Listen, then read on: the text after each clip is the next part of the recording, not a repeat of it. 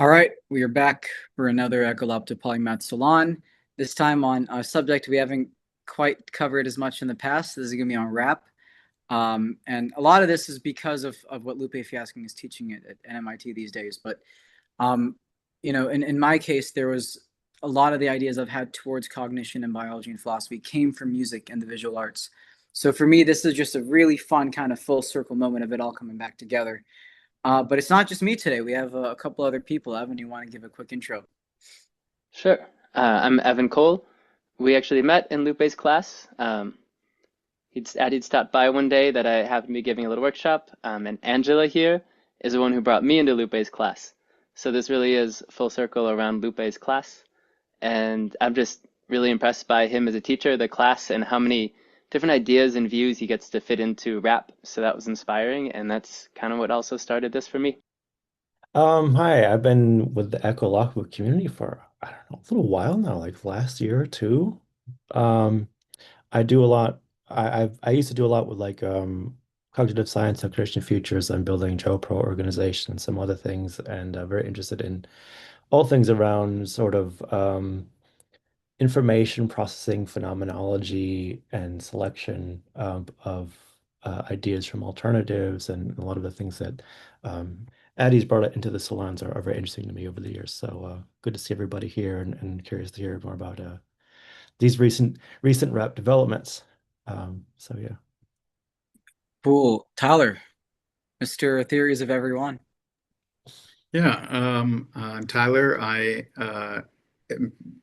like to, philosophize on information and perception and language. So I thought this would be a really interesting conversation. Tell people a little more about your channel, though. Yeah, I have a YouTube channel. It's called Theory of Everyone, and it's a place where I discuss a lot of the conversations that are happening in the physics and philosophy space, but also I present my own work, which is on something called sentient singularity theory, which is a theory of mind. And I live stream every Thursday night, usually way too late for most people, but it's usually a good time. And we talk about exactly kind of what I said earlier, information, perception, how that interacts with physics, and variety of other topics. Language is a big part of it, though. And we've had you at several Ekkolápto events over the last couple of years by this point, including the one at UT Austin with Scott Aronson Yeah, that was a fascinating one for sure. one time. And then we had that interesting theology discussion afterwards, impromptu. Hmm. I'll send a link to that. All right, Matt, you want to give a quick intro? I think you're new to the salon. Yeah, sure. I'm new. Hi, my name is Matt. Really nice to meet everybody, and thanks for having me. Thanks for approving my registration. I appreciate that. And I ended up here by way of a friend named Alex Jacqueline. I'm not sure if any of you know him or not, but he sent me a link, and we talk philosophy all the time. I teach philosophy at an international school here in Italy, called United World College of the Adriatic. And we've just established a really long-standing friendship and are just always sharing philosophical resources back and forth. And he sent me a link for this salon. So apologies that I have very little as far as what to expect here. If I can That's the contribute, I'll best way, try, man. but if not, And I'm you're happy open to to everything. listen. All right, fair, fair. Thank you. Yeah, so I'm just glad to be here and I appreciate you welcoming me. Thank you. Yeah, man. And so Angela cannot talk because it's noisy, but she's saying, I'm a media artist and digital poet, and I organize collaborations like Taperzine and MIT Verses. I'm interested in multisensory communications. And then she's linked to her website, which we'll put in the description. But Angela, if it ever clears up, you're welcome to hop in with audio. Damaris, quick intro. Hi, I'm Damaris. Oh wow, we're doing introductions. Sorry, I'm not prepared. Yeah, I'm Damaris. I work on models of human understanding. So I'm kind of like being like, well, we have foundational models of like physics and AI is working great and stuff. I'm like, shouldn't we do this for humans?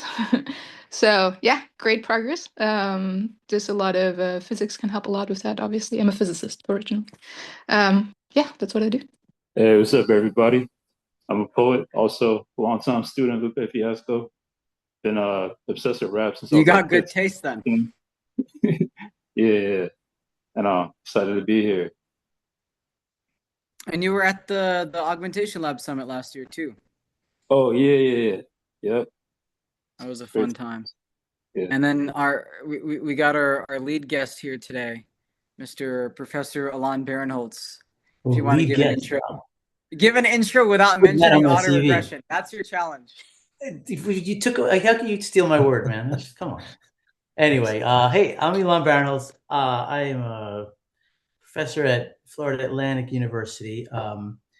And I always used to hate doing these intros, but now I have a story and it's pretty straightforward. I've got a hammer and I'm looking for nails. My hammer is, I'm pursuing basically a theory that the brain is essentially an autoregressive generator, just like large language models, multimodal autoregression.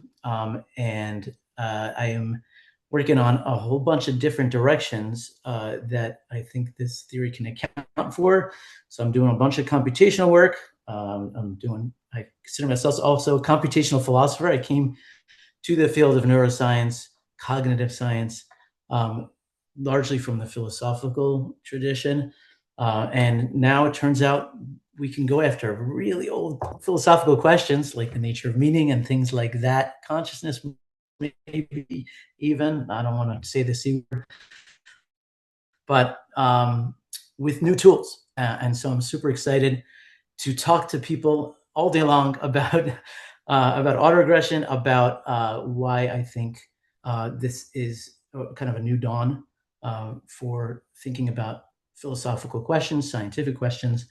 And it's not necessarily just about my particular theoretical framework, of course, but I think we're living through a transition point, really, in human history. I think everybody knows that. It's happening across a lot of fronts. Certainly on the applied side, AI is a big deal. My story is, I think that it's a massive, it's even bigger deal from a scientific and philosophical standpoint. And I'm just excited to talk to people like yourself from a broad range of different disciplines. And actually, I don't believe in disciplines. I think disciplines is like the wrong way to think about stuff. Turns out when you talk about, you go just a layer up or a layer down, however you want to think about it. We're talking about one universe, and we're talking about certainly about one brain. And so, Addy told me a little bit about Lupe Fiasco and some of the work that he's doing, some of the people that he interacts with, and some of the questions that he's delving into. And I said, wow, that sounds incredibly relevant, actually, to the kind of things that I'm working on and I'm thinking about. And so I would just love to, bump up against some of the things that you all are thinking about, throw out some of my ideas, hear what your ideas are, see what resonates, and go from there. Yeah, and so I think that the right way to sort of kick this off is so for just reference for everyone. Again, this is sort of a riffing discussion. If you have comments, questions, whatever, just sort of chime in, right? Just like we're talking to each other in person. So go ahead and do that. Yeah, conversation. It's all about, can we figure out some interesting conclusions, ideas, ways to take these theories that we're working on? Can we take the field of rap? For me, a lot of this is not just to understand it, but to understand in such a way that then we can do it in different ways, in new ways. As we were saying earlier, Elan, we're trying to find something surprising but understanding. Can you understand the surprise? Right. So can we create something novel that you can still engage with and be interested in? And so for me, I'm very interested in the evolution of rap. As if we're going to dive deep into it in this very technical way from computational informational perspectives, how does this drive rap in a different area? What are the other forms of rap that we can make now that we never knew were possible without this understanding before, right? So that's what I'm very interested in. And I think this is the right time for Dr. Barenholtz to give the extended TLDR on his theory. Okay, yeah, not too extended. So the theory goes basically like this. It starts with language, because that's where we first encountered the fact that there's a core function of human cognition, namely language, that we could model. Turns, and when we say we model, we're not like the old-fashioned model, like, a source of modeling. Like, this has some characteristics that are in common. There's some isomorphism between this mathematical structure and the thing I want to understand. What we've done as societally, I'm using the sort of the collective we here, is we've created a computational process that does the thing that we've formerly have thought that has previously been this exclusively domain of human beings. And it's not just any old thing. It's the thing that in some ways makes us human, makes us distinct, certainly amongst the species, and that's language. And so large language models are this, in some ways, remarkably simple solution to what seemed like an intractable problem. How do you get something to talk? Well, in order to talk, it seems like you need to know about everything. You need to solve all of cognition in order to solve the problem of language. So we'd have to give any system that's going to be able to talk is going to have sensation and perception, and it's going to have to learn about the world and how it's structured, probably with interaction and physical interaction, all that stuff. And LLMs came along and demolished all of those premises in a way that I think we just haven't really come to terms with yet. And it's something that I've been spending my time trying to come to terms with, and trying to, in some ways, drag along people and say, hey, have you really thought through what just happened here? And what we've learned is that all you need to do in order to solve language is learn how to predict from sequences what the next token is, right? So that everybody in this room probably has a basic understanding of how the large language models work.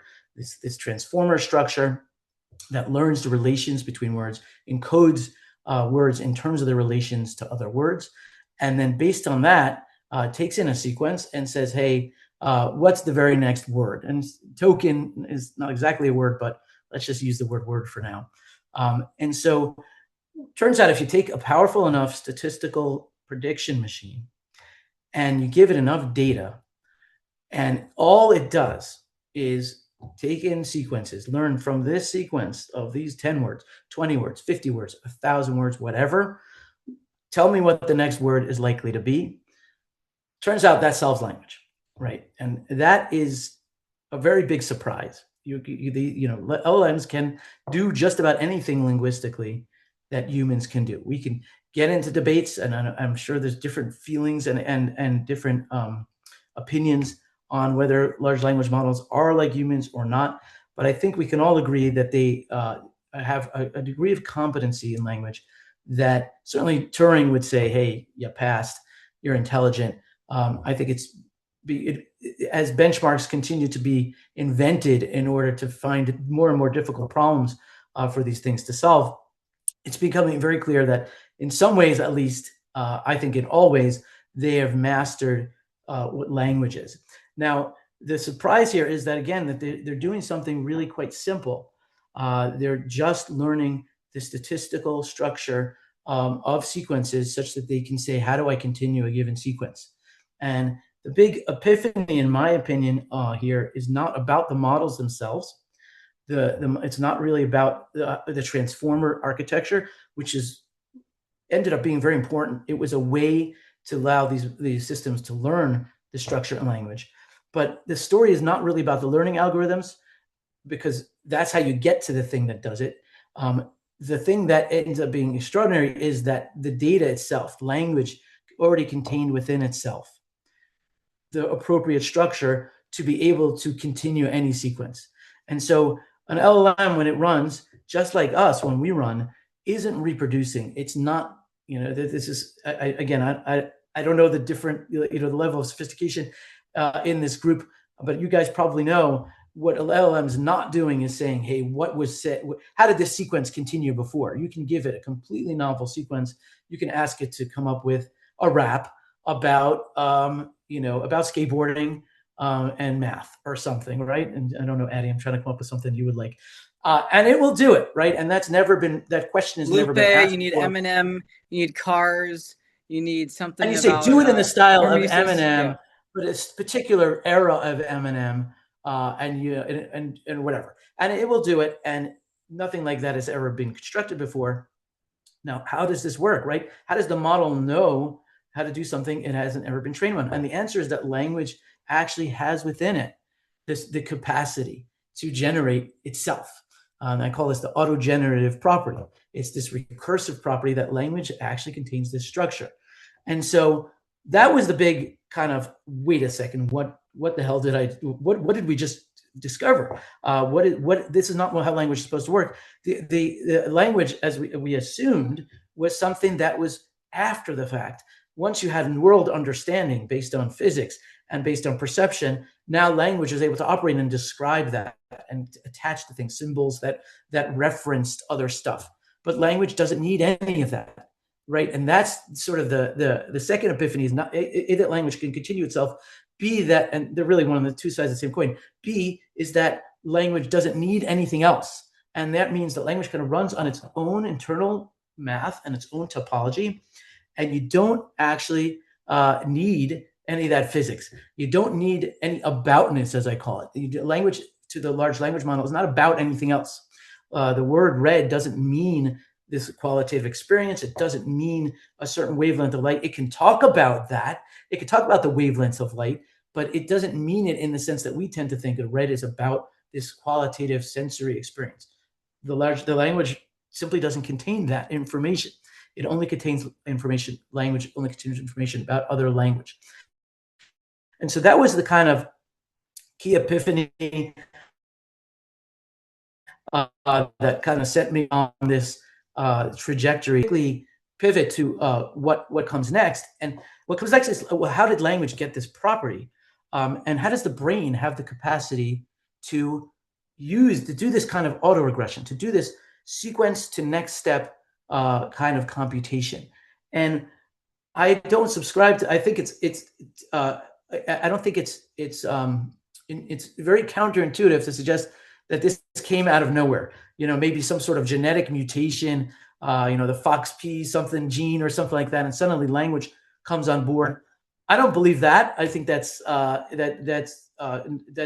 really an inconceivable position. And so the more likely position is that language was built on scaffolding, autoregressive scaffolding that already pre-existed language.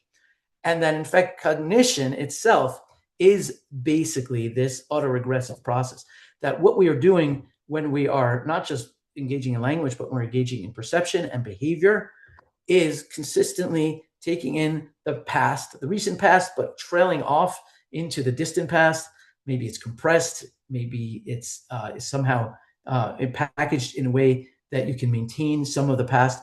But in any case, whatever, this is what we refer to as memory. But what we do when I'm talking right now, when I'm moving my hands, when I'm reaching for something, what I'm doing is taking the temporal sequence that preceded this moment, and I'm generating, just like the large language model generates the next token, I'm generating the next cognitive token.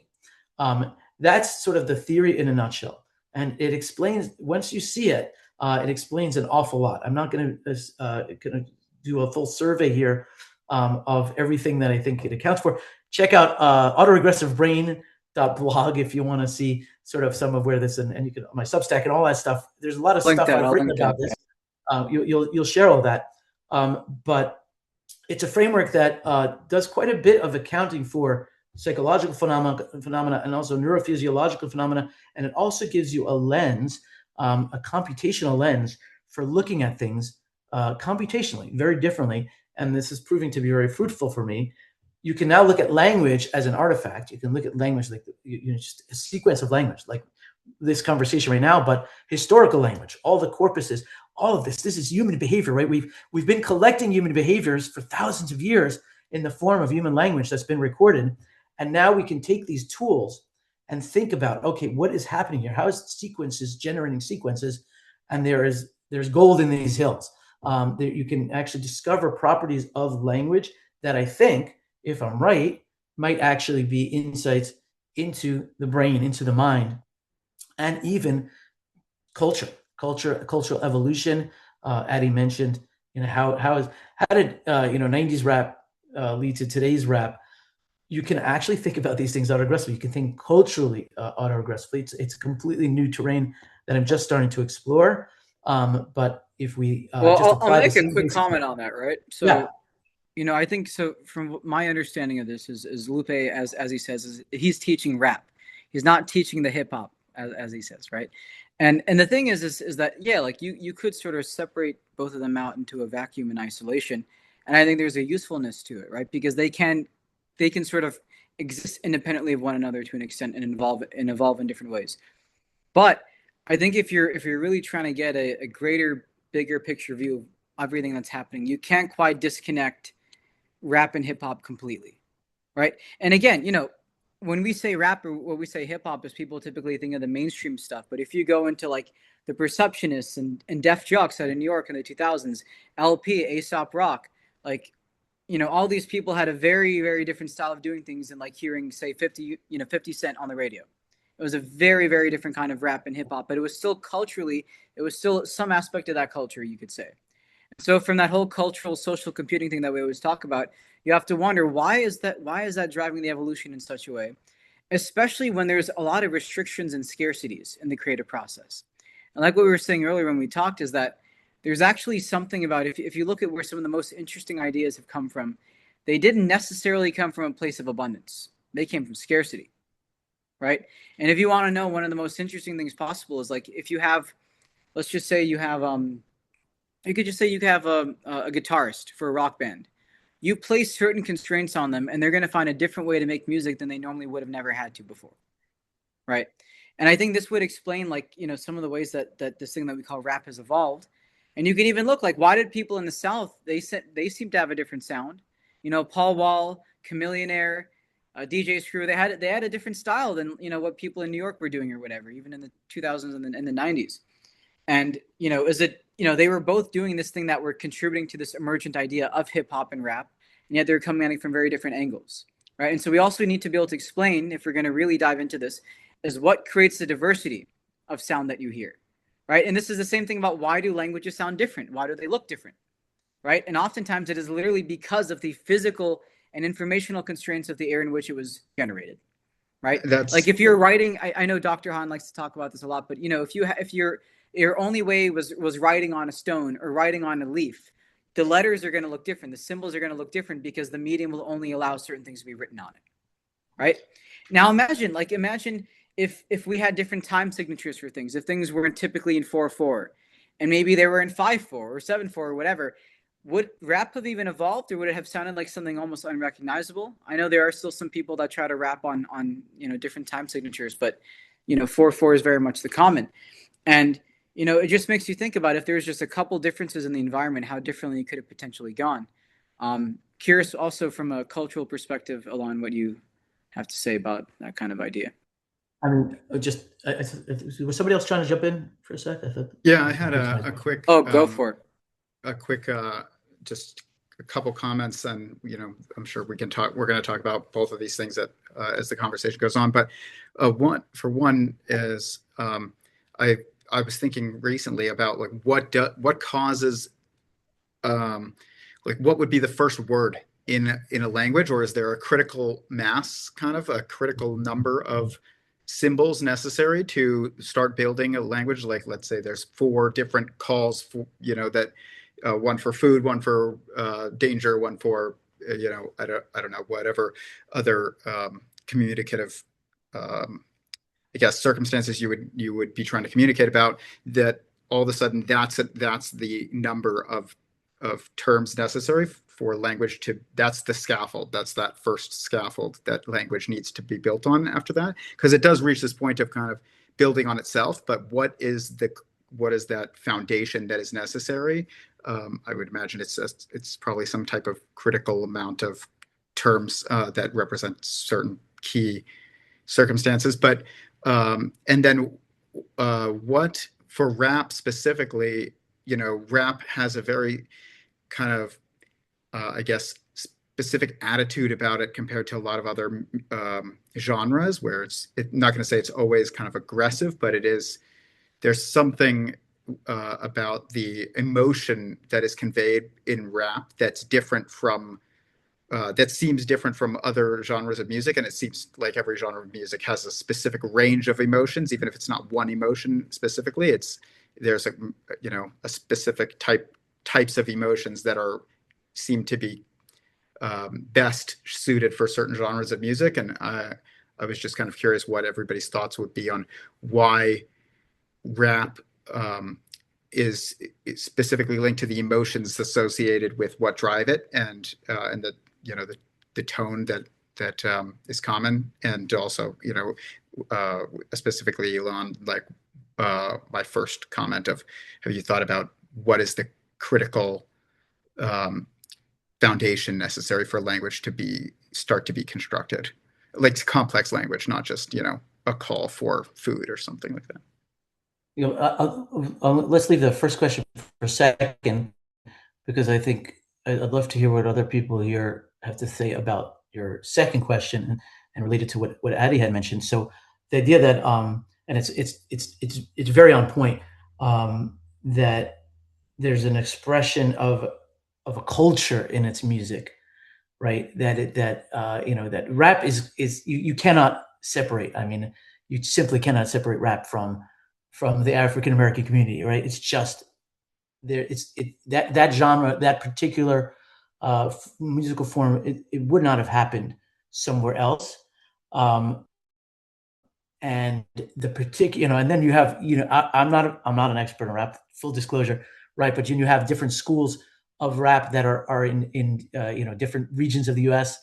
And there's like, you talk about accents. There's sort of like a cultural accent, I'm sure, to the musical. And this is related to what Addy was talking about, this evolution.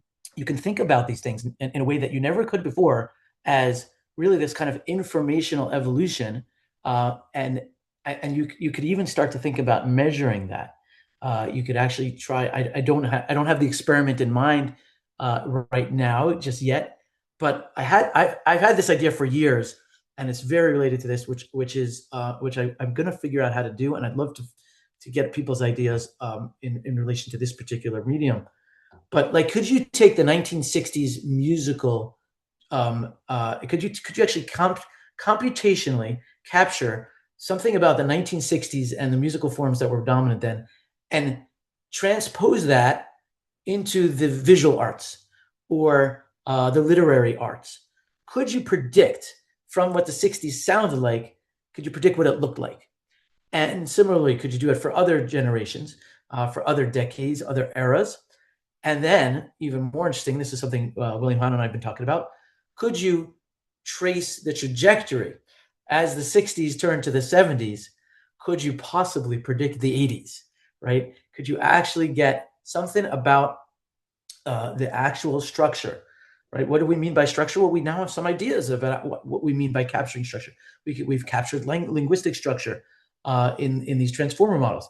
We can do the same, by the way, with music and with video, right? We all know we can do generation, which means we've captured something of the essence of styles, right? You can say to a video generator, give me a movie in the style of of Fellini or something, some famous cinematic director or producer, and it can do it. So there's actually inherent structure that the models are able to capture, and then that brings comes back to Tyler's question about the particular details of how rap, the emotional component of it, that I think, again, as an outsider, I'm sure there's obviously a tremendous amount of diversity in hip hop and rap, but as an outsider, I also, sometimes as an outsider, you can sort of see the big picture. There does seem to be sort of an emotional edginess that's inherent to a lot of rap. Confrontation. Would you actually, just as an interjection for a moment, right, in this line of thought, I know growing up when I'd always look at battle rap specifically, but even outside of that, just as a genre, considering the nature of the significance of a diss track, right? There is an aspect about the thing that is inherently competitive. And it's not necessarily, okay, we want to destroy this person just for the heck of it, right? It's also sort of the nature of competitiveness, right? It's like when you're sparring, right? Ring. You know, you're It's the ring. sparring. We talked about this the other day. You're sparring. You're trying to put in your best energy. Everyone's going to go at it, give it their best. But that's actually how you make each other stronger. And I think there's a very important aspect of hip hop from a cultural computing standpoint, and the nature of competition, which I actually just spoke about with Karen, is that the competitiveness breeds a certain kind of greater coordination, right? It's selecting for certain traits, it's compressing certain things, whatever. And I actually think part of the reason it has grown so quickly, right? Even if we cut out the commercial and mainstream side of things, which does play a role, but even if we just look at it in this very pure way, I think one of the reasons, like, this is a younger musical art form, right? This is compared to something like classical or anything like that. Like this is a newborn, right? This is very young, right? And I think part of the reason that it has grown in such a way it has is because of that kind of aggression, that kind of competitive edge that's sort of implicit in the nature of it. At least just those are my thoughts, and I'm curious what others think. Kind of to build on what you had said, that I think is fascinating is because I've been thinking so much about music lately, and I'm so not musically talented, but I feel like I've had a couple epiphanies that have just allowed me to just look at it more from a different perspective. And one of the things that I've been thinking about that was related to what you were just saying is, does rap to exist require previous genres of music that already existed? Like, did it require rock to exist and classical to exist? Did rock require that classical music existed already in order for it to exist? Kind of because musical instruments haven't changed that much since classical music. I mean, other than maybe rock required the electric guitar or something like that. But other than that, rap specifically is kind of it's focused on the oldest, I guess, musical instrument, which is just your voice, and language itself is kind of the tool. And so, but it doesn't seem to, like you said, it's a newborn, and I wonder if these are kind of like emotions. Each genre is like an emotion, and some emotions require they're built on two different, much more simple emotions. Like, I don't know, maybe regret or jealousy or something is built on sadness or anger, plus also something else. I don't know. I'd have to think more about it. Kind of on the spot with that one, but it's there are more complex emotions that seem to be the combination of two, and I wonder if musical genres are kind of like that, where you needed other genres to exist. Yeah. That's my. I wonder if anybody else wants to weigh in. Like, could rap have emerged in the 15th century, or in the first century, and did it? And to what extent is there antecedents? How radical? Is Addy right? I don't. He's certainly more knowledgeable about contemporary rap and than I am. But what do we know about sort of the ancient antecedents? Like there were certainly rhyme, poetry, rhythmic poetry. Homer, the Iliad, all of these were meant to be. These were oral traditions. That's I think that's been well established in academically. It's like these were not meant to be written down. They were meant to be repeated, and in order to be repeatable, right, they had to have whatever it is that's the predictability that right. Some stuff, why we don't even know exactly why. It's easier to remember lyrics than it is to just remember prose. Why is it easier to remember a poem? But poetry, the purpose of poetry and the reason it has this rhythmic meter and things like that is not only because it sounds good, but because it's inherently easier to remember. And so some of these core pieces that end up showing up in rap, of course, are pretty darn ancient, and maybe very, very ancient. Some of the earliest, I could tell you, some of the earliest, right? the Bible has some, there's some of the most ancient parts of the Bible are song. And so, we don't know the tune, but we know the words, and the words have these kind of Well, Dr. couplets. On has this thing where doesn't he say that music may have came before this thing that we call language traditionally? Right. And so there's something even in the spoken word. I guess one way to think about it is rap in some ways just maybe more of a continuation than we think, which is the spoken word in a way that's meant to be rhythmic, and it's meant to be in some ways musical, as opposed to regular good old prose, which loses some of those elements, right? Maybe rap's not new. Maybe just prose is new, right? Maybe the original language it was something more similar to the rhythmic cadences of rap. So it's obviously an open question. I don't know. I don't know what musicologists have to say. There are no rapologists, right? That's the field you're trying to build right now. But I wonder what people know, and like what somebody who has a deep knowledge of musical tradition, even linguistic tradition, poetry tradition, would say about like how is rap. The particular amalgam that emerged in this, it doesn't exist in that exact form, but maybe it's in some ways much older, or it's built on much older scaffolding than that would suggest. I don't know. I don't know if anybody else has thoughts on that. It's So very I interesting studied. to kind of. Oh, Oh, I'm sorry. I was gonna add. I studied poetry when I was an English major as an undergrad, and my knowledge is a little faulty. I haven't looked at some of the old stuff I was reading back then, but I pretty much settled on like oration and things being oral being king over prose or anything written. I started really focusing on that, but that's probably because I always had a bias towards rap. So I grew up on rap, and like I mentioned before, like I started becoming obsessed with it when I was like 15, 16. And I'm trying to. Oh yeah, and I remember I got really obsessed with meter and writing like in pentameter and all of that, and trying to see how that applies to rap. But that was like back when I didn't know anything. But I quickly learned that rap is essential, and the whole iambic pentameter thing doesn't really map onto it the same way as traditional poetry. But I guess the main thing I'm trying to say is, or one of the things I'm trying to say is, I found this book on meter. I can't remember what it's called right now, but it went into Old English and Beowulf and all of that.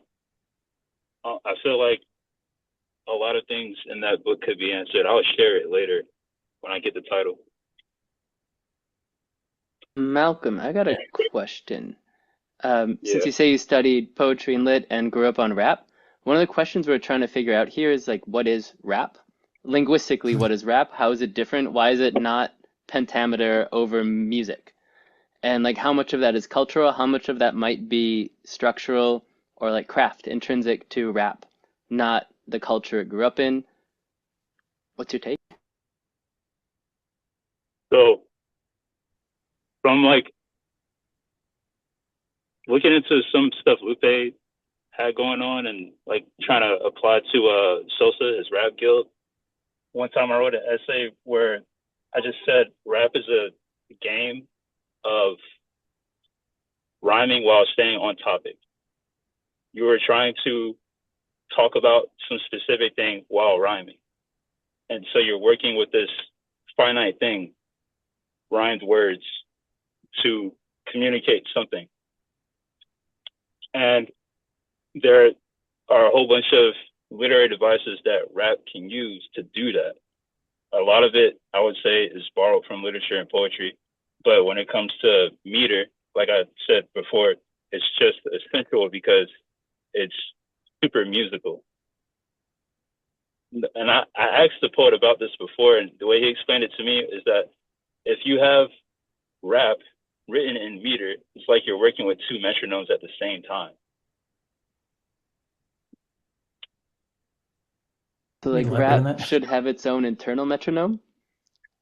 Like based on Well, what the message, based on what it feels like to speak it, or the sounds? you have a beat already. You have, your rap is going over a beat, and traditional poetry, we call that essential syllabic, or I think that's the proper term, but I'm not sure. Where you're counting the syllables and the accents, but rap, you're just counting the accents because you have a beat. And What? I remember learning. I'm sorry. I remember learning before that some rappers do count their syllables. I think I saw some things about Eminem counting his syllables, but from what I learned back then, syllable count isn't as important as it is in poetry when it comes to rap. Is it fair to say?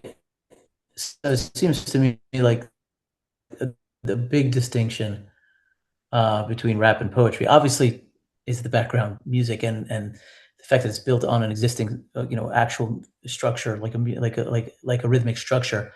But then, so in poetry, though, it like the meter is really very very rigid in some ways, and you have like your classic iambic pentameter or whatever is your limerick, da na na na na na na na da na na na na na na, right? You got just and you got to hit every syllable and every emphasis exactly where it is. Whereas, and I think this is what you're getting at, Malcolm. I think is like with rap, you've got that rhythm is sort of there already. It's the scaffold, but then that's sort of the canvas. But then you do other stuff, right? You're doing other stuff, other kind of acrobatics and emphasis and variations, obviously by the overall meter, but much less so. And maybe I'm sure you could quantify this, and maybe this is what you're talking about. That there's a meter, to the background, and then there's a meter to the actual lyrical expression.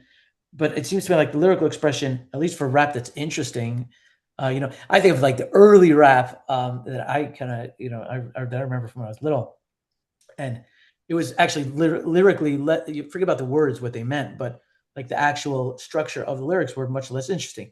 You think of like your Fresh Prince, Bel Air kind of style rap, and it's like and it's actually just like poetry, actually, in some ways, right? It has that very very predictable cadence, and Addy, this comes back to the stuff we're talking about, right? Where rap, I think, starts to get really, grow up and mature and become maybe its own form that's really distinct, is where you start to go on those excursions where Eminem will just completely and totally decimate that stereotypical kind of structure, but somehow you end up you're still on the road, right? You're swerving and you're pulling off on the grass, but you're still on the same path that ends up in the overall meter. You don't actually go off the rails. And so, is that maybe a way of sort of formally distinguishing rap? And maybe that's again what Malcolm was getting at. That there's this superset of there's meter, which is like the underlying train tracks, and then there's the more free flowing, somehow constrained by the original, but also doing other stuff.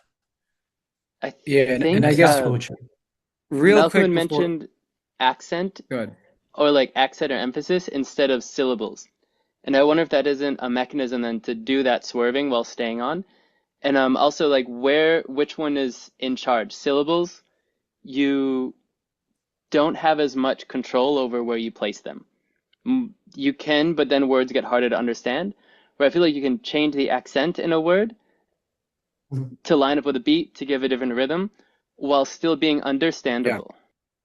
Yeah, And to exactly. that point, because Yeah. this is actually something I covered a bit on that Substack thing, and I spoke about with Kieran a bit. That the meaning code episode should be up in a bit.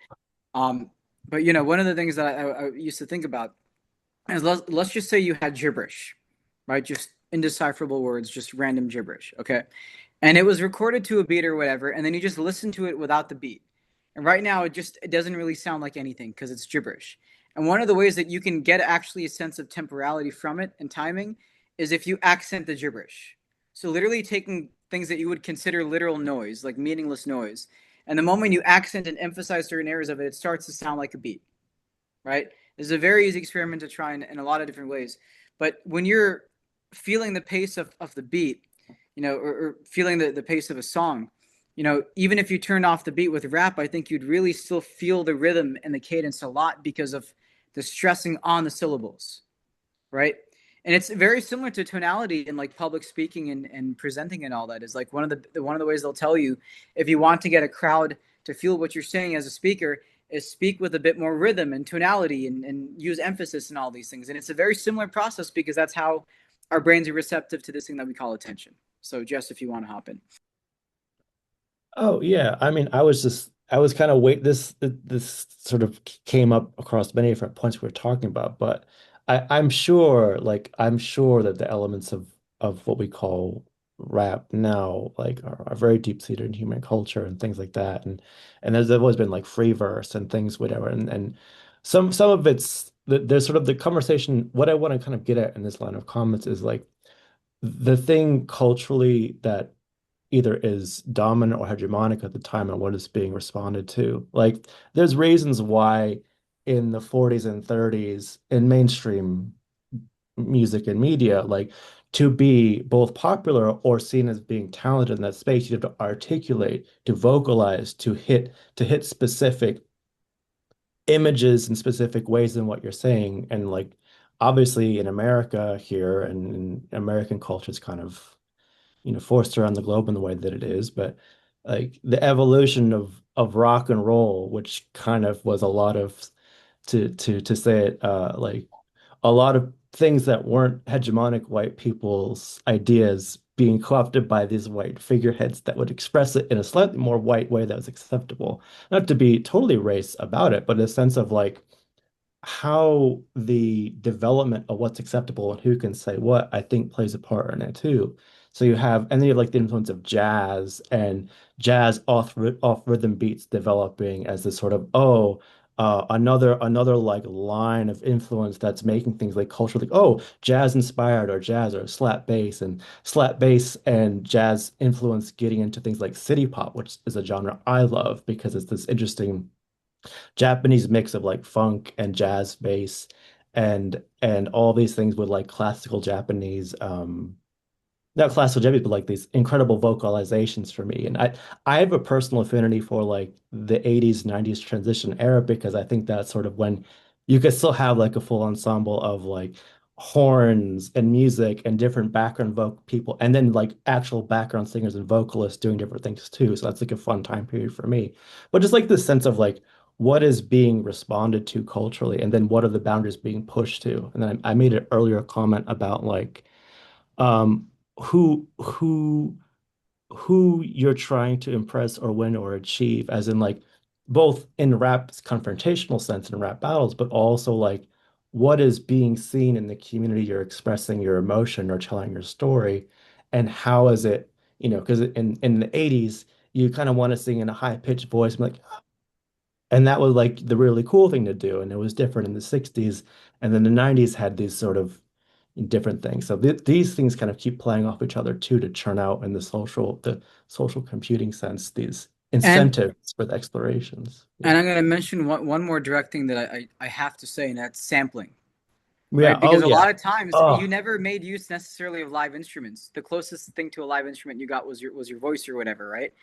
And something very fascinating is looking at like how LP will flip a sample. Like literally, you will go into a record store, get the most random ass sounds you could possibly think of, and somehow, holy shit, this is a hit, right? There's another producer I like. His name is Sam Gellatry, and there's like a you can find these videos where all these different producers will go and they'll be given a bunch of random sounds that somebody will send them. It could be like a knocking noise or like the ruffle of a feather or whatever. And then somehow that starts to sound like really interesting music. And in fact, future garage and a lot of ambient lo-fi music uses Foley sounds for percussion. Now, Foley was like, sound design and filmmaking. But now you're taking those shuffling sounds and ruffling feathers and turning it into like shaker percussion, right? And hip hop was doing this kind of thing since its inception, right? You Hmm. go and you look at the breakdown of what is it, shook ones or whatever, right? Like you can see like where all these different pieces came from that didn't normally go together, right? There's a fantastic series called Rhythm Roulette to look at on YouTube, where it's a bunch of producers. It's on the Mass Appeal channel, and they have a bunch of producers, go get all these different sounds or whatever, and then they're forced to make a beat with it.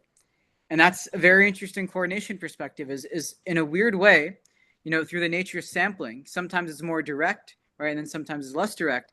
But hip hop and this thing, at least this thing that we call rap, is directly expressing these other genres through the medium of rap, right? That's one where you're tapping into that latent space and then expressing it in this different way through the way you're sampling and coordinating these sounds. And it's interesting that, I can take certain, you could take a very happy song. So, a lot of rap songs could be more dark or intense. You can literally take sounds from a happy song.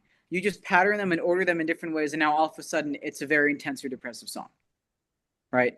And just fascinating that from a philosophical and informational perspective, this is possible. It's very interesting. There's go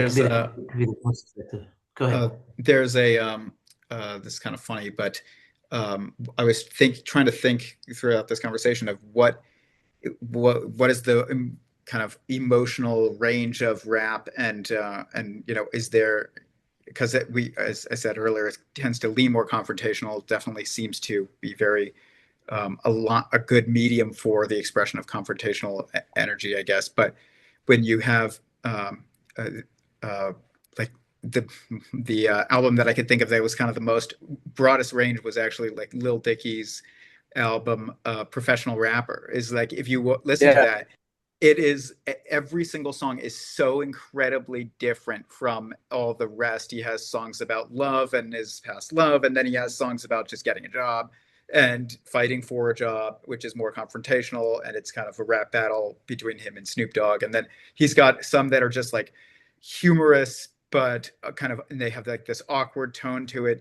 And whereas most rap is, like we said, kind of more leans confrontational in the energy that it's expressing. But you have, a few instances where it does seem possible for rap to be used to express these other emotions, I guess. But it does seem to be quite rare. But that was I was just trying to think of what's the best example I could think of that shows really the breadth of what rap can be used to express. And that was funny enough, the album that I could think of, I guess. But anyways, just curious to, as it makes sense that it's because the cultural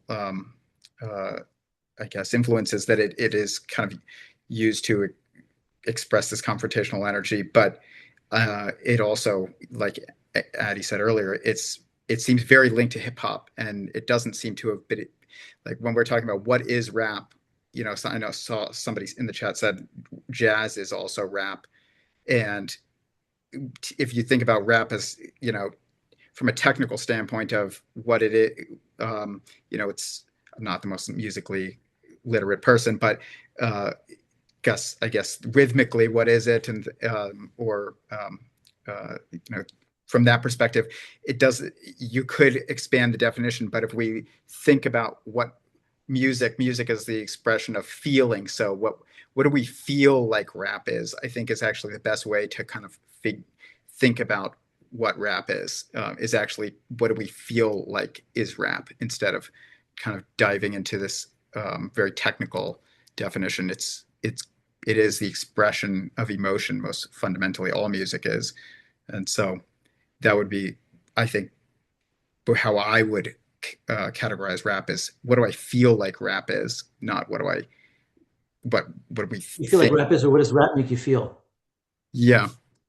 But I mean, it could make you feel all kinds of things, especially with that album that I mentioned.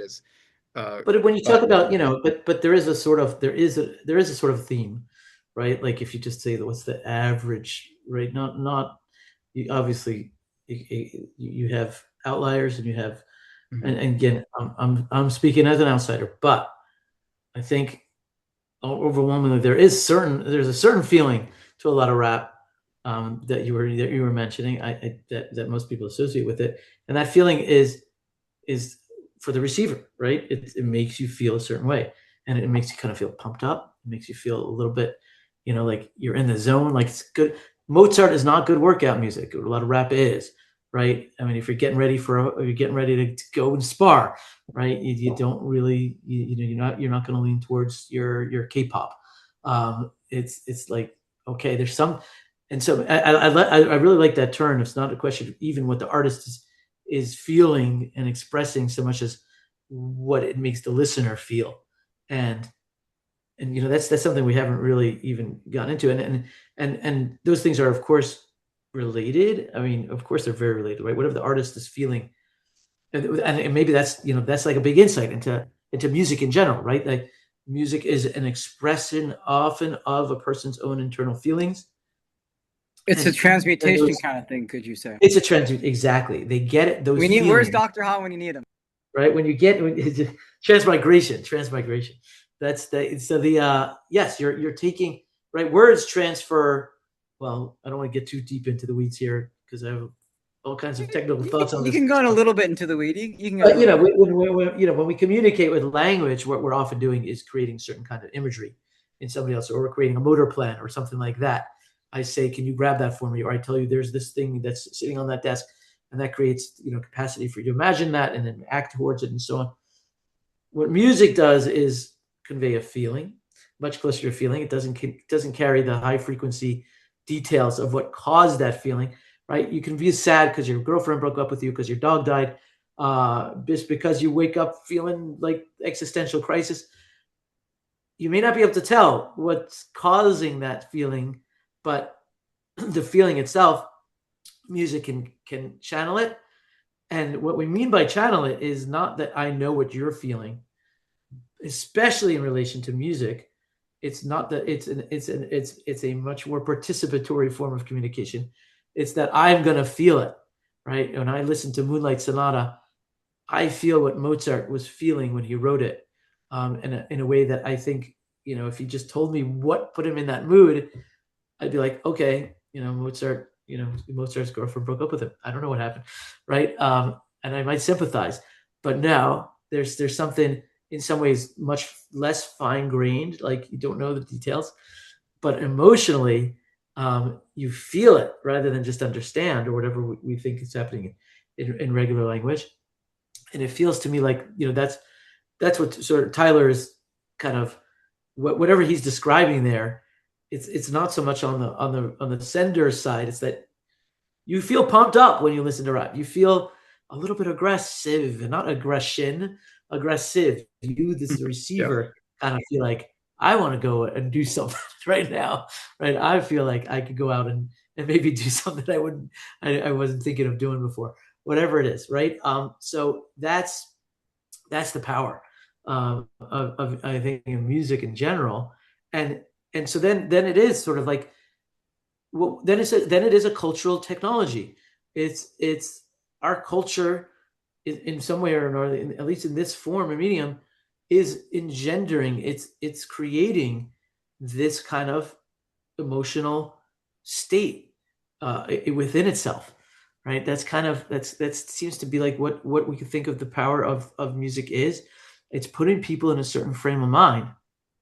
And here's the question, is like chicken and egg, right? Is there already that frame of mind that's in a culture that's then becomes surfaced through their musical form, and then it's sort of a positive feedback loop?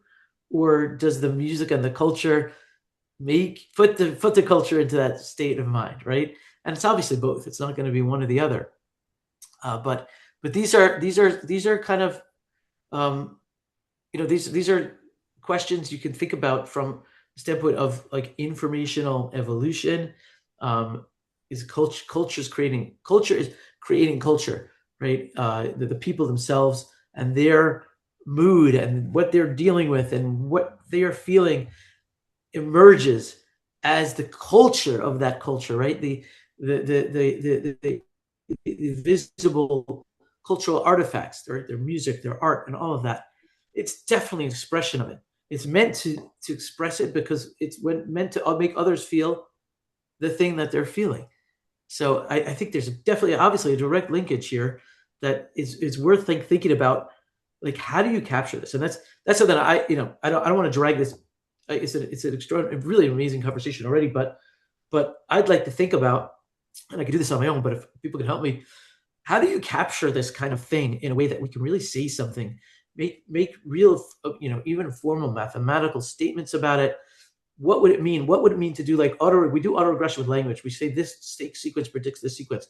What would it mean to say this cultural kind of tendency leads to these cultural tendencies, leads to these particular manifestations, these particular artistic forms?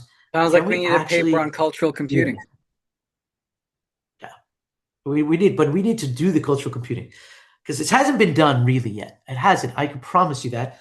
Because we didn't have the resources to do it, but I think we're starting to a little bit. But there's a lot of hands, so I want to hear. So a couple things. I would say that I do think that cultural computing has.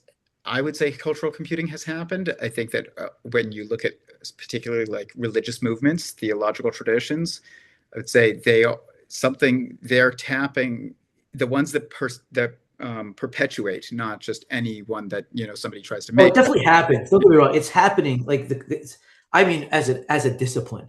It's happening right now to rap. This is a whole new direction. It hasn't been taken. It's happening all the time. This conversation. It's happening like every day, of course. I would think though that it was intentionally done in certain circumstances of theological traditions, as certain I don't know, Catholicism or certain branches of Judaism like Hasidism or something.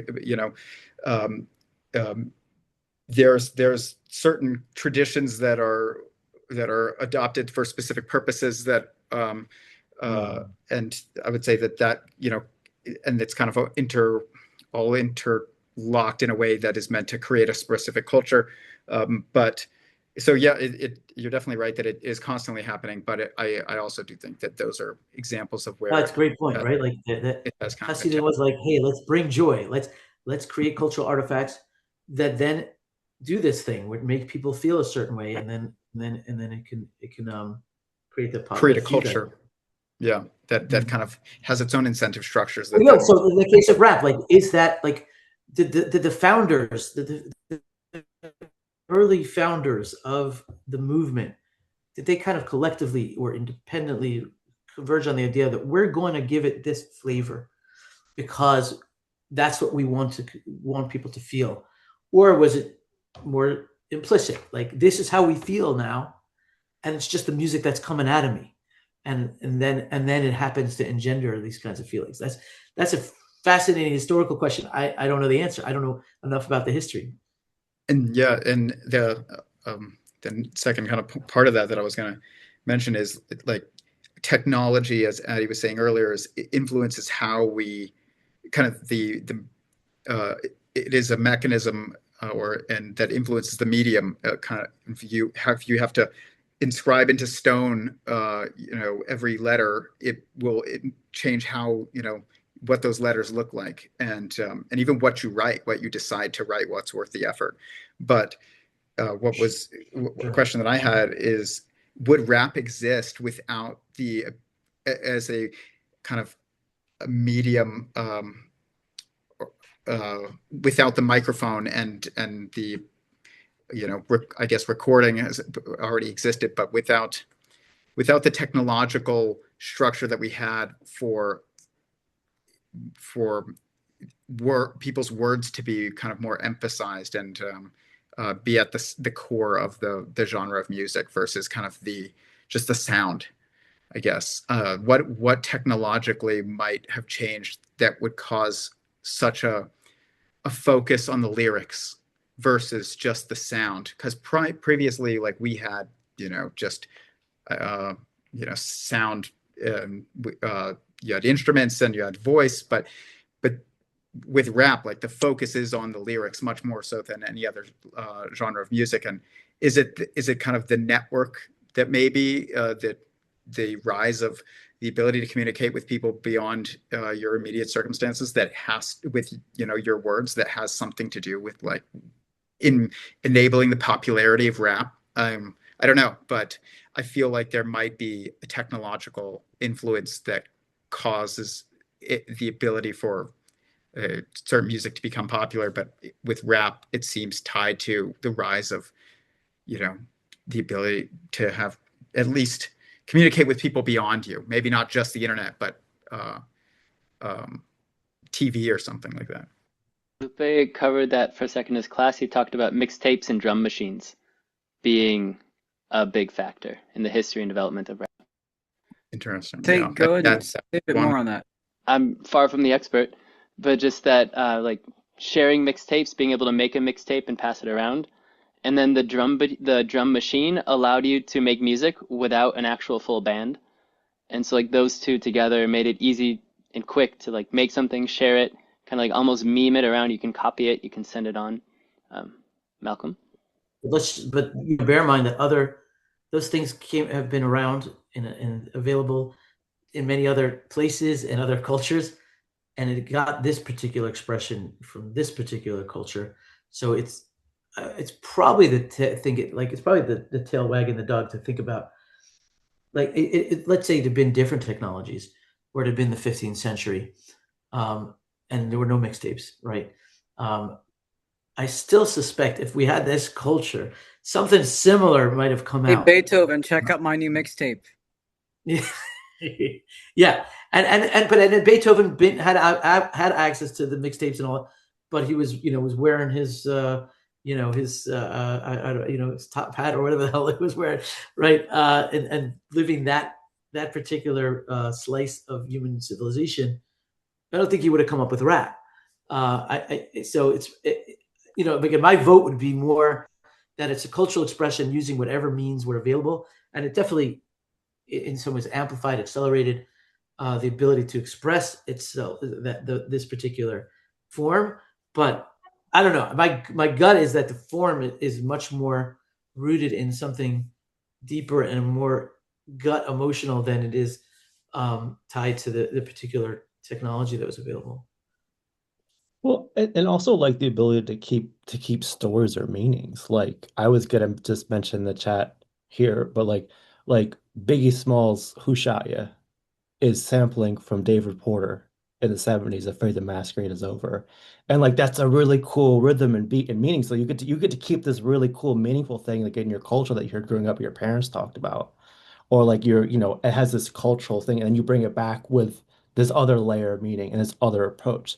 So I think there's definitely this element of like you get to just pull it, and then maybe you can then you can change the feeling, you can change the trajectory of the feeling of the comments, and then do different things with the lyrics after like, okay, you're repurposing this beat and this rhythm, or this part of like someone, you know, this allusion to, oh, I'm afraid the masquerade is over, because the sample comes from, this woman saying to, oh, hey baby, I'll love you forever, and the original song's about like, hey, well, the masquerade's over, and then it's repurposed into like 90s gangster rap about like somebody getting shot, let's say. And I think that's that way to take meaning and then repurpose it directly to something else is very interesting.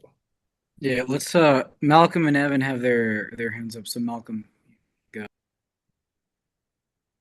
Yeah, I was gonna a few things. What was the first thing? I was gonna say, yeah, for sure, without the microphone, rap wouldn't be what it is today.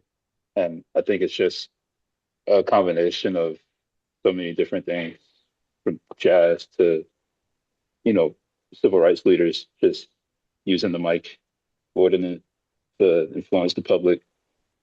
And then early on in hip hop, there was just this mindset of being original and having your own style.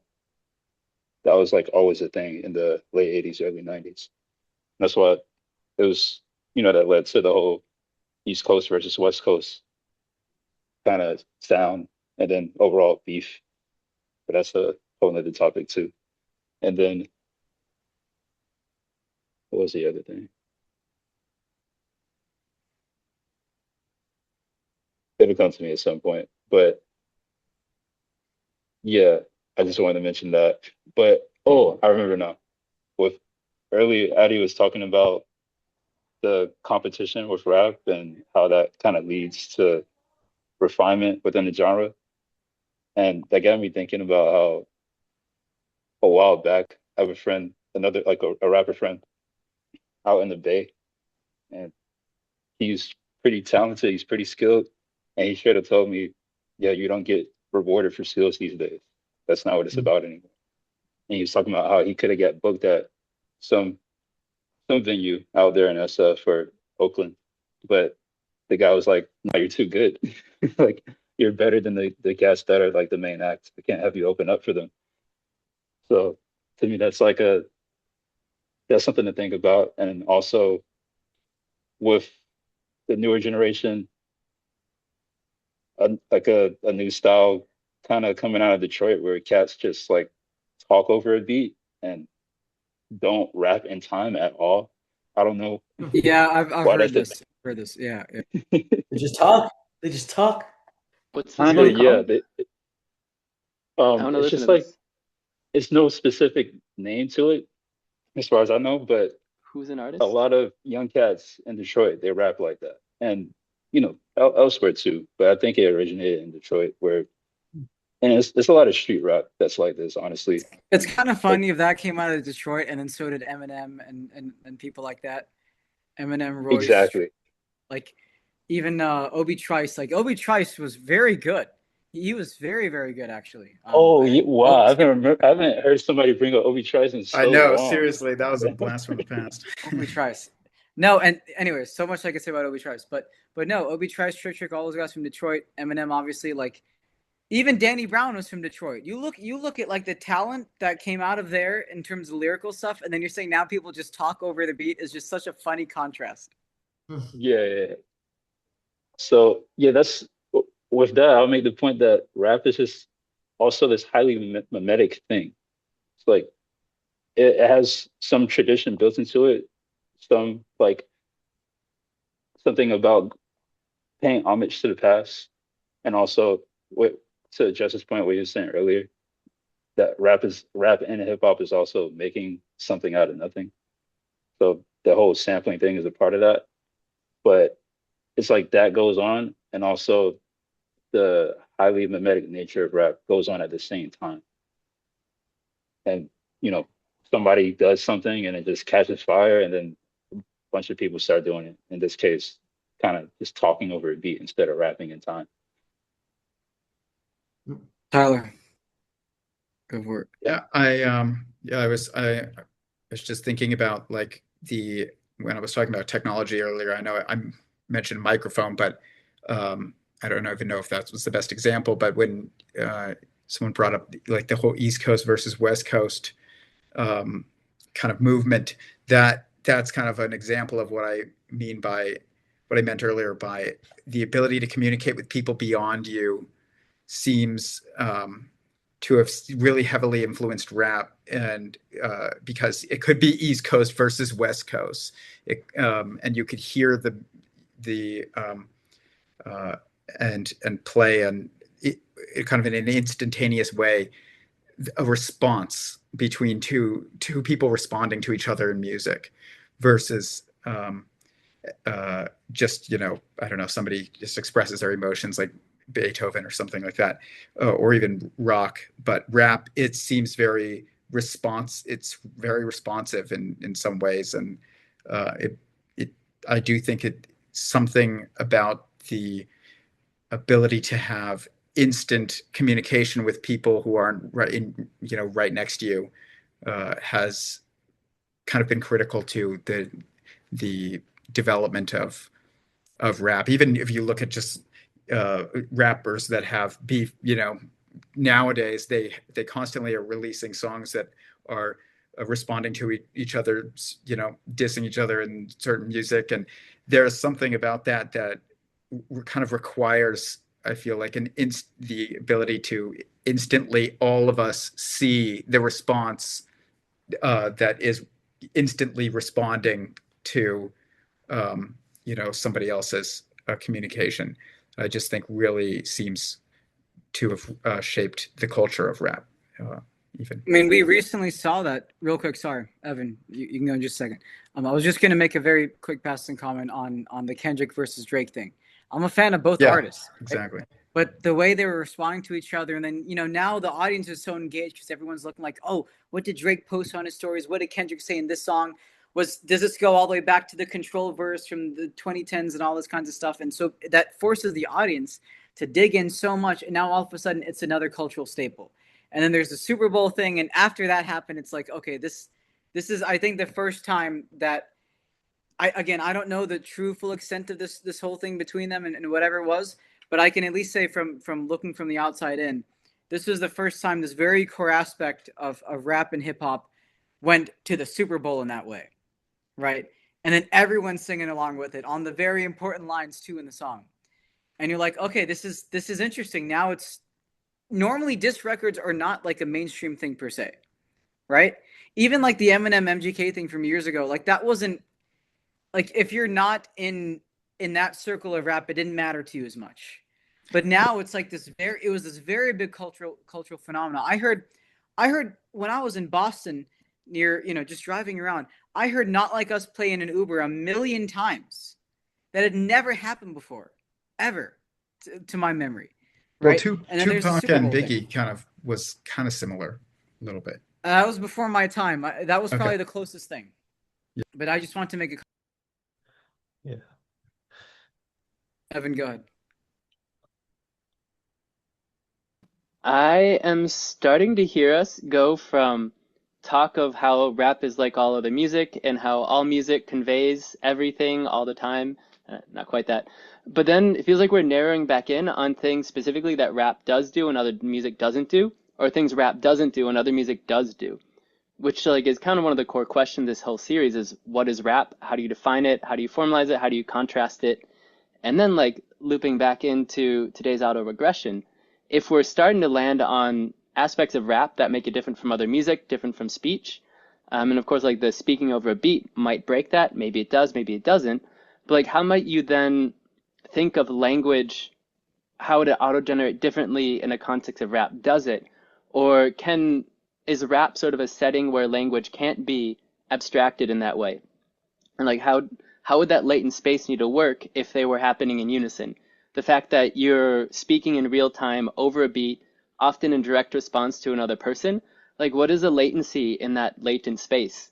What different systems need to be tapping into that space in real time? I'm kind of surprised no one's used the word emergence yet. Like I think what we're getting at in sort of an informational sense is like some of the some of the things featured in rap are the scale of what's emergent and I don't want to say recursive or reflexive, but like what the way things are referenced is maybe different, like especially than like I don't know, um in maybe even like in an operatic context, operas are in the context of the story is it's a song inside of a story in terms of how opera works a lot of the times.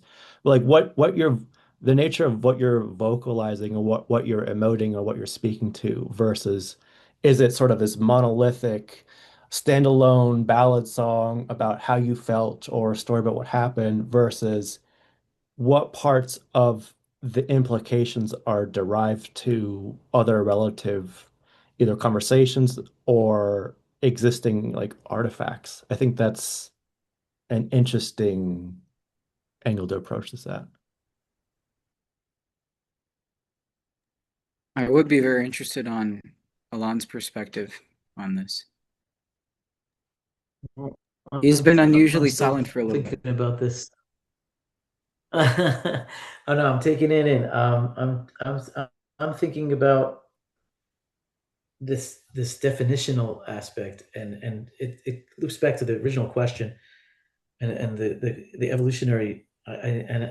Well, I've I'll seen put it that to you this way, right? there's Like a if continuous you shift. had what I was gonna say is like, let's just say we're all taking a class on autoregression, right? And we have to write a paper on what is rap doing from an autoregression perspective. Like that would maybe be a way to frame this if we're looking for a Oh, definition. well, That's that, but no, but I'm coming at it from the other way, and I agree that there's a very interesting, and we haven't touched on that really at all in this conversation.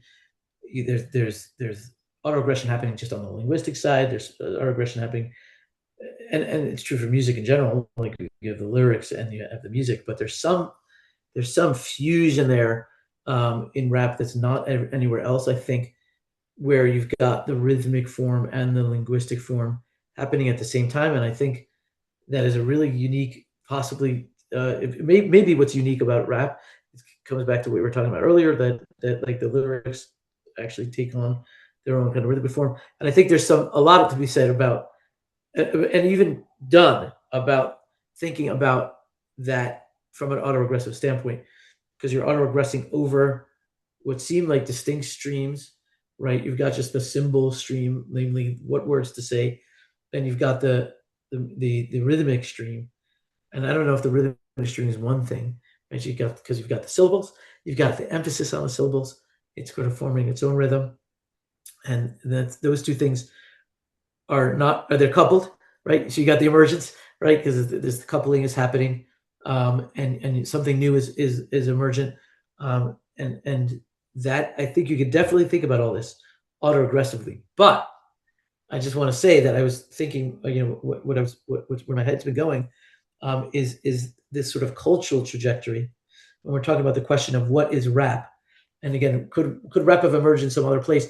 Right? Even the talking over music, is that rap, right? And we're not going to play the whole game of like those like, is this art? Is it not? Is it rap? Is it not? And you're going to have the purists who say, the OGs are going to be like, that's not rap, and so on and so forth. The question in my mind is, did you arrive at this point because of the points before it? Did this lead to that? And almost surely the answer is going to be yes. And so from a cultural autoregressive standpoint, it seems like there's there's continuity, right? That's what autoaggression is doing. And I don't have enough time to sort of delve into some of the stuff the computational work that I'm doing right now, but this is like a core piece of the autoaggression, right? The big mystery is how could we just be talking about next token? How, I'm just going to say the word the, right? But the word the is gonna, obviously something's going to come after that. How does next token generation lead to coherent speech?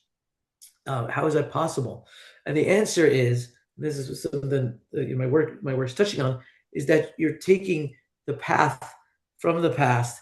It's pointing in a direction, and you're choosing a point in that direction, but that direction is already sort of plotting out into the future. And so there are rails that are already kind of set, and then you're choosing amongst specific points along that path, but you're not actually really choosing the path. And I'm wondering, and I'm speculating, that the same can happen at a cultural level, that what's happening with whatever form rap is now taking in this new form, you're like, well, that's not rap. It doesn't have this and that. But I'll bet, and if you can, and maybe you can capture this computationally, I'll bet if you look at the trajectory, it makes sense, right? That's somehow part and parcel of that same path in a way that other musical forms didn't lead there. It couldn't have emerged out of K-pop. Like that wouldn't ended up with this talking over rhythm in this way. It is beholden to. It is part of the, not to sound sanctimonious, but it's part of the tradition. Literally, computationally, it's part of this cultural autoregressive kind of trajectory. And I think these are both a very ripe kind of areas for actually thinking about doing real work in this space. A lot of the ideas we talked about today, 10 years ago, 15 years ago, would have been awesome ideas, good for academia to write papers and to people to espouse the ideas and talk about them with each other. But there was no way to actually try to formally approach these things and say, is this doing real predictive work? Does this really explain the thing? And again, where I come back, from these kinds of conversations, this has been amazing already, because now I'm thinking, okay, how do I drag this in to a true computational framework and start thinking about how do we model this kind of cultural evolution? How can I say to you, the naysayers who come along and say, that's not rap, I'll be like, actually, mathematically it is, right? I'm like, this is actually And continuous. on top of that, there are some people that don't consider rap music, which really pisses me off. Well, but let's take that at its face value and be like, well, you know what? Maybe it's its own tradition, but it comes from other spoken or other rhythmic traditions. And what you're calling music is actually this other thing, like, or maybe there's so many things that we call music, and they're part of other trajectories. And I guess the idea is that we can actually be substantive and instead of just people yelling at each other and taking a position on pure what I'd say was emotional grounds, which, by the way, I'm not dismissing that. People have these feelings because there's something in their gut, and it doesn't mean that it's wrong. But we could actually try to start approaching some of these things in a way that maybe everybody can agree in some sense, and do really cool, interesting work, not just to sort of settle debates, but really think about like what's happening, like what does this mean from the perspective of cultural evolution, the individual participation in culture, all this really amazing, really, really cool stuff. All right, real quick. I think so. Evan, Malcolm, and Tyler have their hands up. Whoever wants to get. Yeah, and then I got to jump in just a bit. Perfect. So yeah, I'll go. I'll have to leave too. I was gonna say, I think maybe rap is always this balancing act of language, like simplifying language for the data compression aspect of it, and virtuosic musicality. Like how dense can your rhymes be, or how dense shouldn't they be if you want this kind of simplicity? Um, so yeah, just like a leaving thought.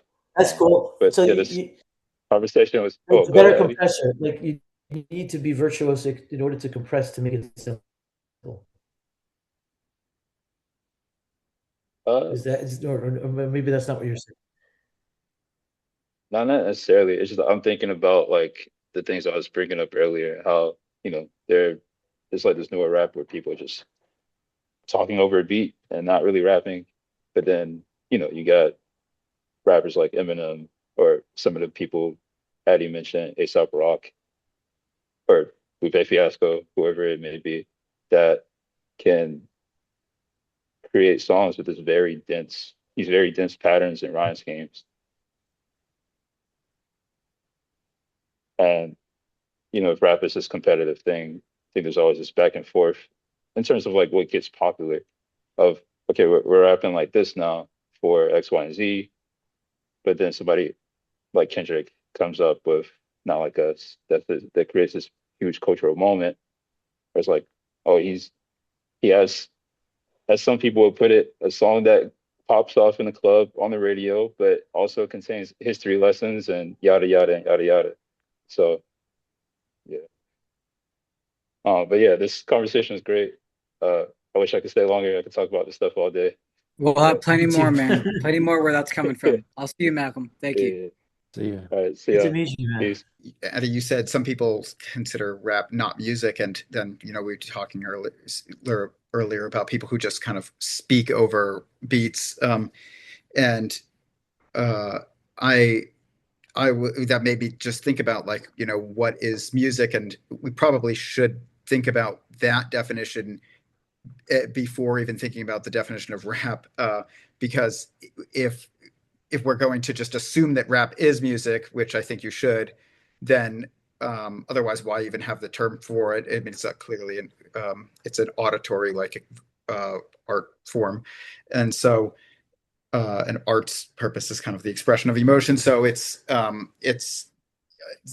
I think music is the auditory expression of emotion, or communication of emotion, but rap is it's what's well, I lived in France for like 3 months in high school, and I don't speak French, and there would be these French rappers that I would hear on the radio and stuff, and I had no idea what they're saying, but I definitely recognized what they were doing as rap, and I could always, even without knowing what the words that they were using were saying, I knew the emotion that was being conveyed in it as well. And so I would say that rap, if it's music, can't rely on uh, understanding the words or the lyrics of a song in order to actually have emotion be conveyed. I think it's the sound that must.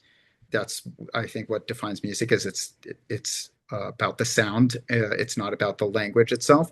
And so I would say that rap definitely is music, but there's something like, we've been trying to I guess deduce this whole time, is that is specifically rap. And even if you don't understand the language that it's being that spoken through or sung through, rapped through, I guess you could say, uh, you'd still be able to pick up on the emotion that's being conveyed in the song and recognize it as rap.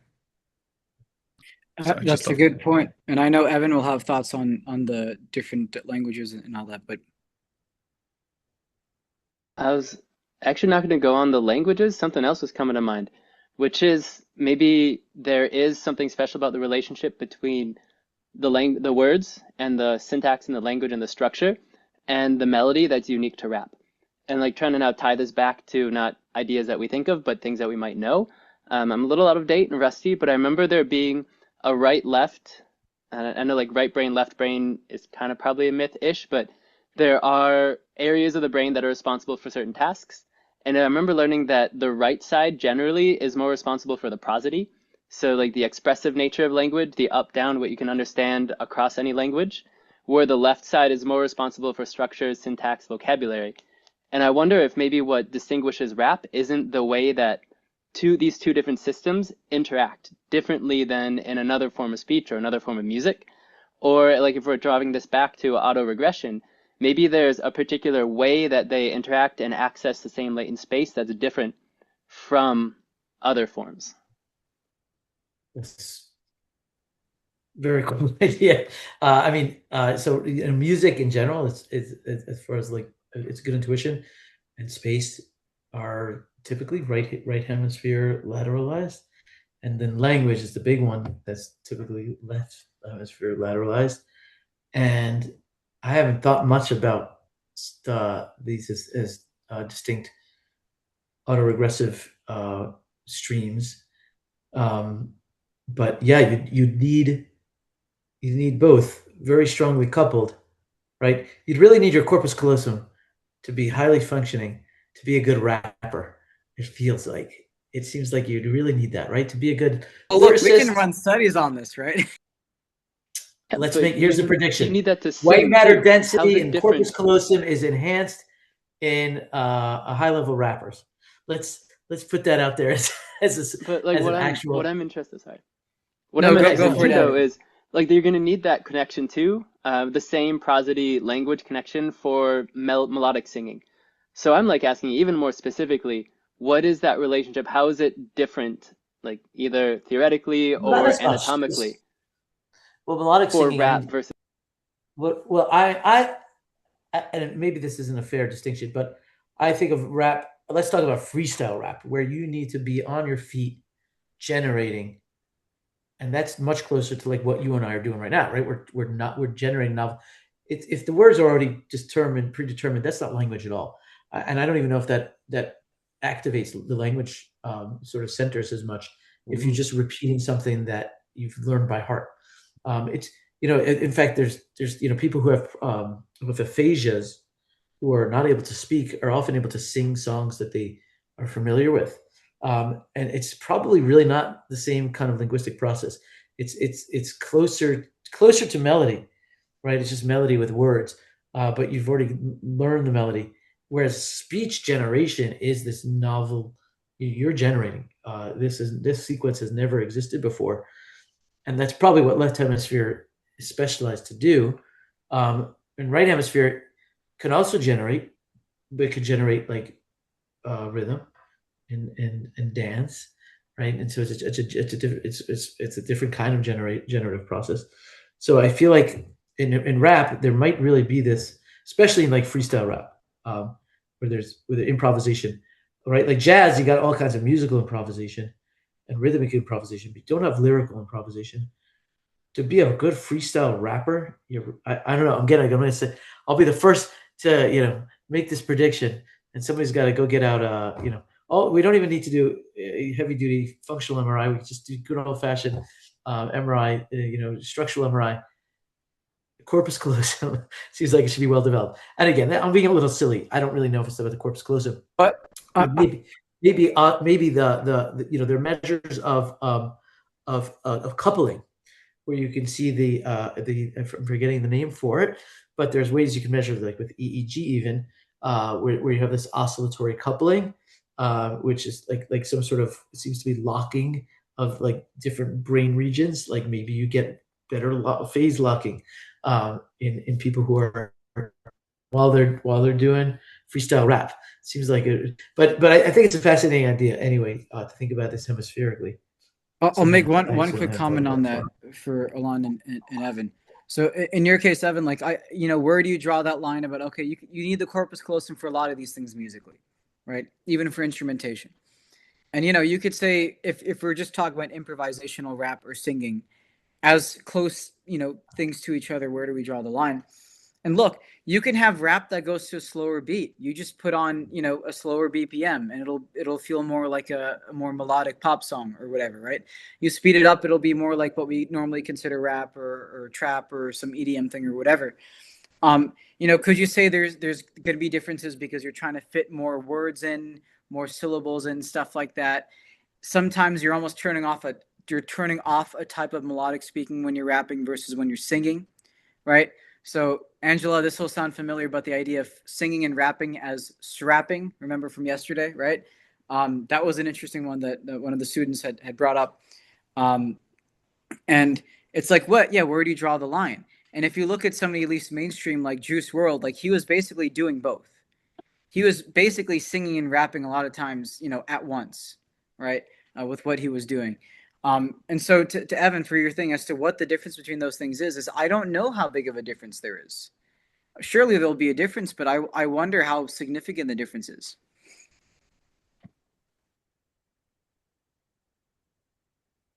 Yeah, if Evan or Jess wants to go.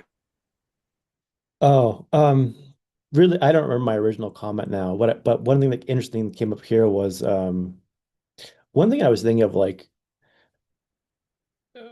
sort of like why a simple sample really can accentuate, or like why does it that thinking about why structurally does like a simple repetitive sample that kind of repeats in a very like 15 whatever second loop, why does that lend to like rap lyrical exploration and jazz like concepts, whereas certain other like and like the opposite, I mean, like the opposite structure would be like an incredibly planned out, where you're hitting almost like a not quite I don't want to say show tunes, but something where like you're hitting very specific marks, and like a very particularly vocal, long drawn out notes that aren't about da da da da da or rhythmic. And how that the musicality interplays or enhances whatever's happening. So if you have a repetitive thing that you're freestyling off of or around, that's sort of what you're anchoring your mechanical reference point. And like these things in terms of like I was gonna try to reference something else. The Bach comment was different. I'll come back to that later, but I'm all over the place now, so it's too many interesting ideas. And Evan, as for the definition of rap, I mean, one thing that I would think about, right, is look, you have this sort of base model that people typically say is like, okay, there's sort of the boom bap thing, more lyrical, spiritual, miracle, whatever, from the 90s, right, and the 2000s. And then all of a sudden now you have this thing called trap and mumble rap, right, which a lot of people never considered to be rap. And I will admit I was one of those people at some point. I was like, like, what is that? Is that still the same thing anymore? Now I have an appreciation for it, and I'll go out of my way to listen to it. Well, it wasn't just the triplet flow, but it was almost the ambiguity of the words. It sounded more like, instead of crisp, clear words, right? It was sort Yeah, of more ambiguous, right? And yes. like, I was surprised the way it grew on me, because at first I didn't know how I felt about it. The drums were different. There was these more, these different hi-hats and the 808s, and it changed. And I was like, now In some cases, I actually like it more, and I'm interested in when those things are fused together, right? And then there was this thing called I bring up trap for a very specific example because there's people that refer to trap as okay because of the context and what's being talked about in the songs, right? Trapping, whatever. And then there's literally the sonics of it that usually go with a triplet flow. They're usually 140 BPM or whatever. It's the 3-6 Mafia, Juicy J, Paul Wall, DJ Screw. A lot of it seemed to kind of stem from that, and Atlanta and all that kinds of stuff. And actually, I guess in earlier version of that could have been the crunk era as well, technically, like Lil Jon and all those kinds of people, right? And I remember even just surfing on the internet back in the day, when I was younger, I was like, there's people that were like, do we consider this rap anymore? This happens every time. Yeah. And I saw it in a microcosm. There was this very particular genre of trap music called super trap, right? So you know how trap has these, the higher pitched, hi-hats and then the lower 808s that have a very big contrast. Super trap was just like, let's go on Ableton or FL Studio and we're going to literally paint with our hi-hats. Now the hi-hats are clustered up together so much that they almost start to sound like a synthesizer, like a key or a string. And there was a Grim Brazy, Glockley, Retta, a bunch of different names, and I love that stuff. Like that's actually one of those albums. Something the Matrix it was called was like one of my favorite albums of music in general to listen to, and it sounds as alien as it could get. It's still got similar rhythms. You've still got the triplet flows, whatever, but now it no longer sounds like a human voice. The hi-hats are going crazy. The 808s are going crazy. They're using a million different 808s. I can send links to this in the chat. And yeah, I don't think it's super trap as a name has particularly reached mainstream. You have things like, Travis or Lil Uzi Vert or those people will sort of bring that sound on occasion to records, but it's still sort of remained a little underground as far as I can tell. And I always thought like, okay, we can say this is trap, but now you compare super trap to like 90s boom bap and they sound very different. Lyrically, they're different. The tempos are different. The instruments are all different. And yet we still have some reason where we can say these things are very similar. So I'm very curious, Evan, like in your mind, where do you draw the line as to what and what isn't rap? Right? I don't have a line. That's why I'm here. I just have a lot of questions I might ask or places we could sketch it. Fair enough. But I don't know enough to have my own opinion. I feel like I know bits and pieces of these things and I have an appreciation and I still can't draw a line. We're in the same place when it comes to that. But all right, we should probably wrap up now. If anybody else has they want to mention. No pun intended. Elan, yes, exactly. Elan, do you want to leave us with something to chew on? Give us a cliffhanger for part 2 on autoregression and rap. I know. I would send me stuff to chew on. I would really love. I'd love to go a little deeper, or for people to think a little more deeply about how to turn these into actual experiments that we can run. Because we can definitely do that. Yeah. So I want to. So let's make a little repo or something. Yeah. Where we can take some of these ideas and make them and make them real at all these different levels that we've been talking about. Because it'd be a shame for these to just kind of only live as words, in our own minds. Because I think there's already some really cool ideas. Yeah. That are starting to share. We should do keynotes. We should do salons. Me and Evan were talking the other day about music hackathons, rap hackathons. I don't think this has been quite done before, as far as I can tell. Yeah, the rap hackathons. You can make them. You could do like, I don't know, rapathons when you're actually doing rap and stuff, like playing with genres and stuff, but also pull out the laptop and get busy. Yeah. Trippy thought to leave you with is to what extent all of language itself is really musical form and is rap, and rap is kind of just at one end of the spectrum. But are we really? Are we autoregressing in tokens, or are we autoregressing in sounds? And if we're autoregressing in sounds, aren't we all just generating music and rap all the time? And is it really is this conversation even that different from whatever Eminem was doing? I mean, I'm not saying this is going to go double platinum, but yeah. Are we not probably on a continuum rather than there being these firm Right. divisions. Like, no.